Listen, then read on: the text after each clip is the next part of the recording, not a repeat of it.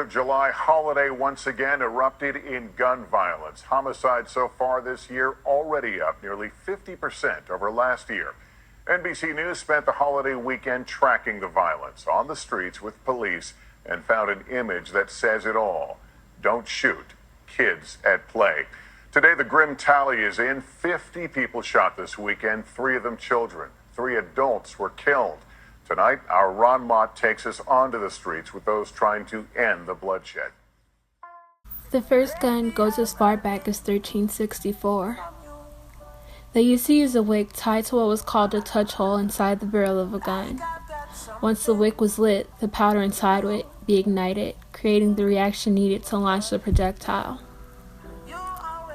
Who would have known that such a complex object would later on evolve into this oversimplified, easy accessible killing machine, leaving millions of families with nothing but memories of their innocent loved ones that were taken away way too soon.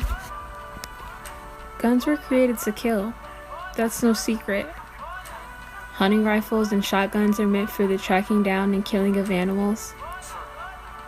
And handguns, when facing the hard truth, are meant for the killing of people.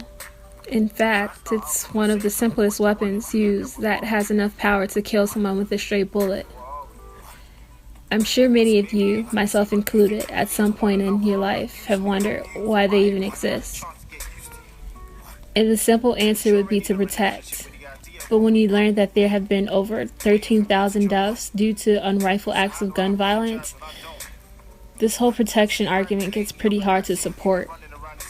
But I guess what I believe or support doesn't really matter when our Constitution clearly states, a well-regulated militia being necessary to the security of a free state, the right of the people to keep and bear arms shall not be infringed.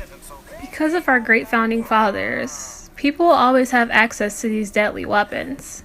So what exactly do we do to try to monitor the violence that could occur when it comes to guns? The answer is quite simple. We create policies to control their use. These policies prohibit anyone who has ever been convicted in court of a crime exceeding 1 year from using guns.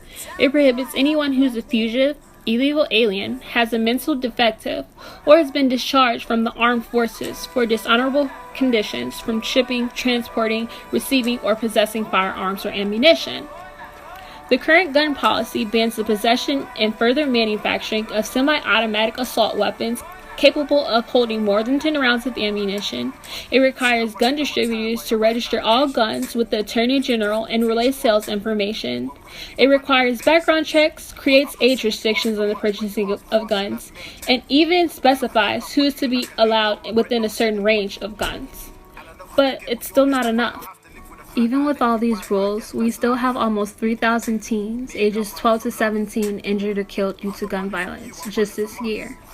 351 mass shootings, 2,167 home invasions, and 1,701 officer-involved incidents where a suspect has been shot or killed. The current gun policy being enacted now isn't enough to cut down the 289 average a day of victims that will encounter what it feels like to have a bullet rush through their flesh. Now, I know as a part of this project, I am supposed to change around some things in our current gun policy that will make the amount of control we have on gun violence a lot more sustainable. But the truth is, there is no amount of change that can make this gun policy bulletproof without violating our Second Amendment. It could all be so simple. We don't always have to be controlled by our government. All it takes is for us to stand up, unite, and be the leaders that this country needs.